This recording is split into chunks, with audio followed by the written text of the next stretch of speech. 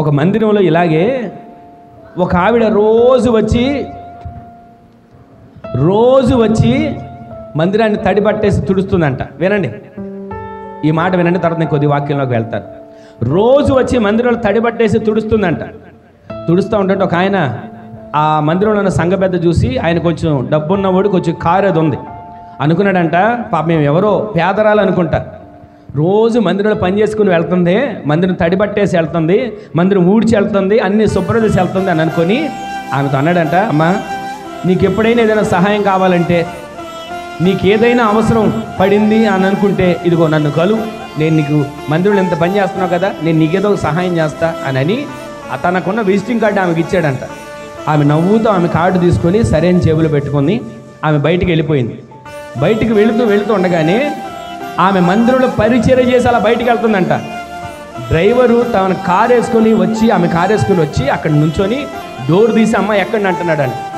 ఈయన అనుకున్నాడు, నాకు కాబట్టి కారు ఉంది, నేను కాబట్టి స్థితిలో ఉన్నా, ఈమెకి సహాయం చేయగలను, ఈమెకి ఏమైనా చేయగలను కార్డు ఇచ్చాడు. కానీ మందిరంలో ఊడుస్తున్నంత మాత్రాన ఆమె పేదరాలని కాదు, మందిరంలో పని చేసినంత మాత్రాన వాళ్ళు ఏదో లేని వాళ్ళని కాదు, మందిరంలో పని చేసినంత మాత్రాన వాళ్ళు ఏదో పేదవాళ్ళు దిక్కు లేని వాళ్ళని కాదు, ఆ మందిరపు దీవెన తెలిసిన వాళ్ళు చేస్తారు. ఆమె చెప్పండి. మందిరము పని అంటే ప్రతి దినం ప్రతి క్షణం ఆ మందిరంలో మనం చేసే ప్రతి పనికి అక్కడ చూసే మనుషులు కాదు మనకు ప్రతిఫలం ఇచ్చేది, ఆకాశమందున్న దేవుడు మనకు చూసి ప్రతిఫలం దయచేయను గాక. ఆమె బయటకు వచ్చిందంట, ఇంచుమించు ₹1 కోటి కారు వచ్చి ఆగితే ఆ కారులో ఎక్కి ఆమె నవ్వుకుంటూ వెళ్ళిపోయిందంట. ఆయన చూస్తాం. ఈరోజు నీ మాటలు వింటున్న మనం మందిరంలో దేవుని పని చేయడానికి నామోషిగా ఫీల్ అవుతాం. మందిరంలో దేవుని పని చేయడానికి నేనా అని అనుకుంటాం. ఎవరు చేసినా చేయకపోయినా ఖచ్చితంగా ఇక్కడ ఉన్న ప్రతి ఒక్కరు ఎవరైనా చేస్తారు. దేవుడు చేసిన ప్రతి ఒక్కరికి ప్రతిఫలం దయచేయను గాక. ప్రతిరోజు ఈ మందిరం తడిబట్టేస్తారు. ప్రతిరోజు కాదు, ఆదివారం పూట శనివారం పూట తడిబట్టేస్తారు. ఆ తడిబట్టేసిన తర్వాత మనం వచ్చి కూర్చుంటామా? తర్వాత మనం పని అయిపోయిన తర్వాత వెళ్ళిపోతాం.